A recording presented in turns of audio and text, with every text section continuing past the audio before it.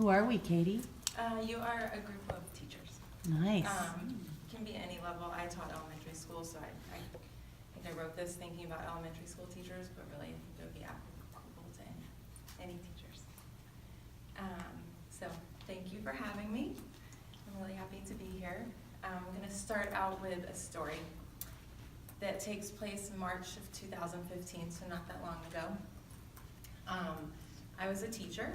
I taught third grade, and I, at the end of the day one day, walked downstairs to my principal's office, closed the door, and sat down, put my head on her desk, and cried. Hysterical tears, couldn't even speak. I was just so distraught, couldn't even tell her what was wrong. So at that time, I was really living a wonderful life. I had moved to Seoul, South Korea to teach at an international school, and I was teaching third grade. I had a really supportive team. We were restructuring the school, writing new curriculum. We were writing new report cards. It was a very empowering feeling to go through that. And I was traveling all over the world. I mean, I got to go, spend 3 weeks in New Zealand for winter break, and then a few months later I got to go to the beach in Thailand for spring break, and I mean, it was a really wonderful life. So what brought me to that place in my principal's office is really why I'm here. So the question of why did that happen? It was burnout, very simple and clear, just burnout. I was juggling so many balls at one time, and I was adding, more and more to it with all the different roles and responsibilities I was taking on at work. And I was not, there was no self-care in there. I wasn't slowing down. I needed to slow down. And on that day, a 9-year-old knocked me out of balance, and they all fell. And so that's why I'm here now, because I would like to tell you a little bit about how I picked those balls back up. So my name is Katie Fleetwood, and I was an elementary school teacher for 11 years, so I did continue teaching a year and a half after that experience. And during that time, I discovered mindfulness and meditation. I had dabbled with meditation a little bit, but I implemented a practice. And through that experience, I was able to see a change in the relationships that I had with my students, with my coworkers, and most importantly with myself. And so in June of 2016, I decided to take some time off of work to travel and really explore this passion that I was feeling for mindfulness and meditation. And that's when I found the McLean Meditation Institute and went through a program where I became certified to teach meditation and mindfulness. And so that is what I would like to tell you about today, which is how implementing mindful living techniques and a meditation practice can help you improve your own life through self-care as a teacher, but also your relationship with your students as a teacher. So I'm going to tell you 3 different reasons, or 3 different ways that meditation can help you with this. So the first way is responding rather than reacting. So there is research that shows that a meditation practice can change your brain. And it changes your fight or flight responses, it helps improve your memory and the way that you learn, and it also improves your emotional self-awareness.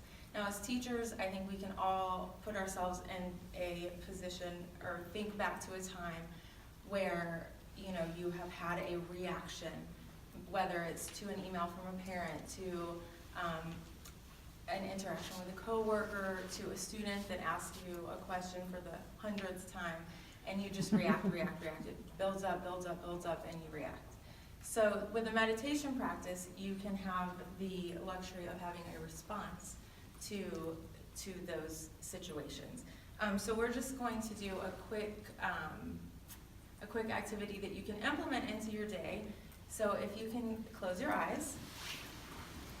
one thing that can really help is to take long, slow, deep breaths. So we're gonna do that, and I'm just gonna guide you through it. I'm gonna do a 3-part breath. So if you want, you can leave your eyes open also, either way is fine. But we're gonna start by breathing into our belly. Hold on, I'm just gonna tell you real quick. You breathe into your belly, then your chest, and then you can gently raise your shoulders to create a little bit more space. So we'll do that together. So start by breathing into your belly, expand your belly, and then breathe into your chest. You can gently raise your shoulders, and then release your breath. And then you can do that again. So breathe into your belly, into your chest, raise your shoulders, and release. And one last time, breathe into your belly, into your chest, raise your shoulders, and release. When you're ready, you can open your eyes. Does anyone want to share how they feel after doing the 3 long breaths? More relaxed. Okay, so that's something that's really quick and easy that you can do while you're teaching, while you're at school. You can do 1 long deep breath before you respond to a student. But you can also do that when you're on a break, you're about to go pick your class up from somewhere, anytime that you feel like it could benefit you. But that also gives you a little peek into the feeling that you have after meditation. So if you just multiply that, do that for 20 minutes twice a day, the feeling that you have, that carries over into your day. So 3 long deep breaths is a mindfulness or a practice that you can do in the moment, but that also gives you an idea of the feeling that you might have after meditating, that you can, that can benefit you throughout your entire day.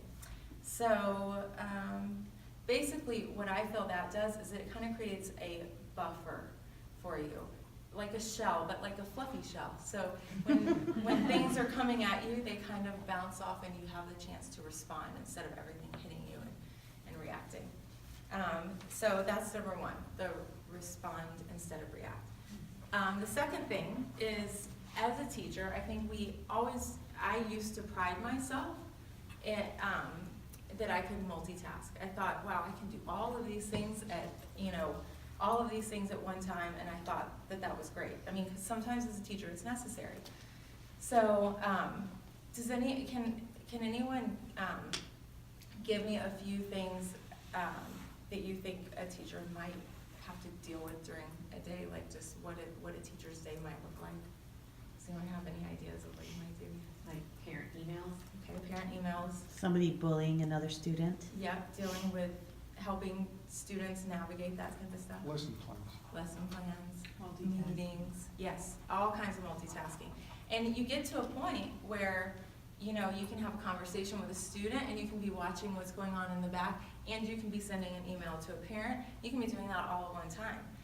But if you really stop and think about, really process that for a second, like what is that doing to your body? It's building up slowly. You're building this stress up in your body. And outside of your body, you're not doing things to the best of your ability.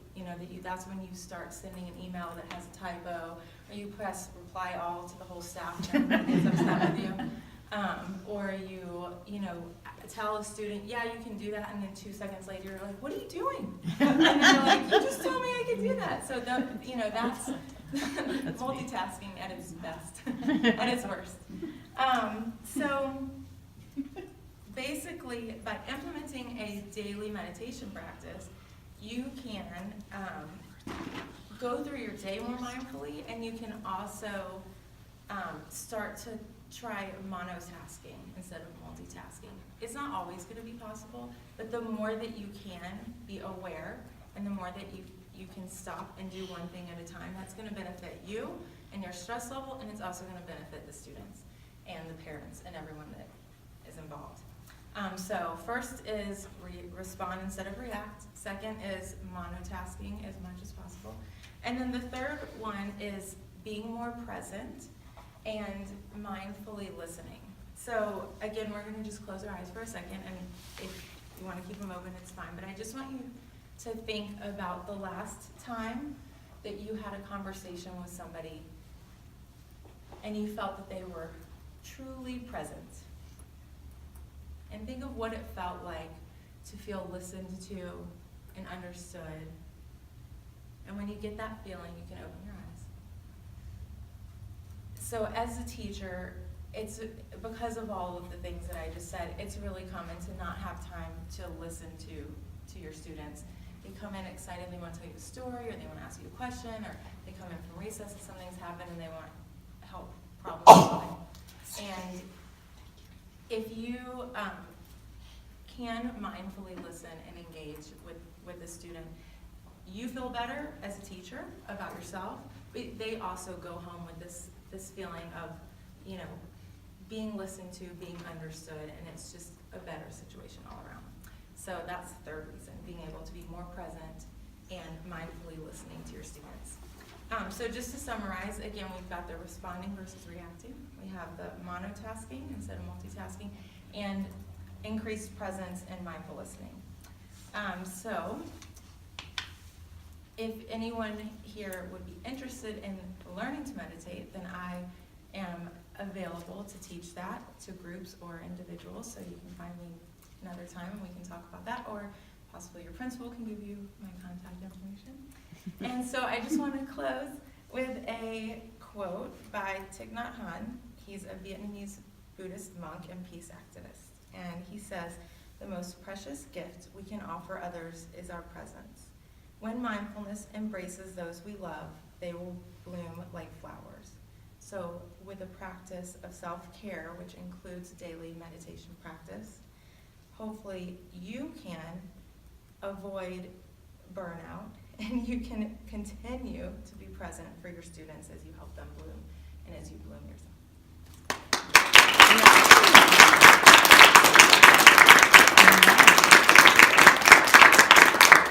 Great execution of that outline. Really beautifully done. Yep, 12 minutes.